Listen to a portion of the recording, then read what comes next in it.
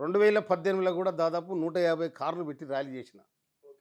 2018లో అన్నిటికంటే ముఖ్యంగా 2016 నాకు ఇంత కార్పొరేట్ చైర్మన్ ఇచ్చారు.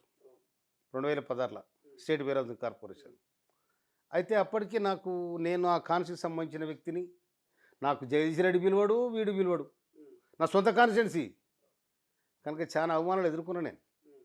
చాలా అవమానాలు ఎదుర్కొన్నా. 2018లోనే నేను ఇండిపెండెంట్‌గా దెబ్బతీద్దాం అనుకున్నా.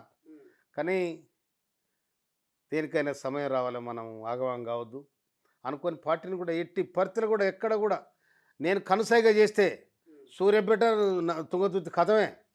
కానీ నేను ఎక్కడ కూడా పార్టీ గింత కూడా నష్టం చేయలేదు.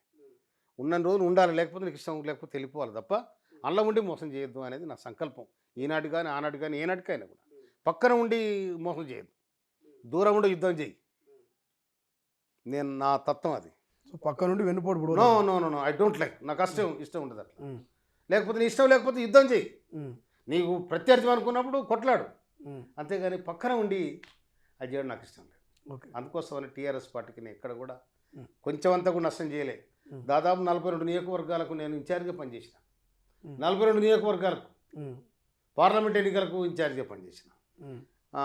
ఎక్కడో అసెంబ్లీ ఎన్నికలకు సభ్యత్వాలు నేను చేసిన కష్టం ఎంటర్ టీఆర్ఎస్లా ఎవరు చేయలేదు.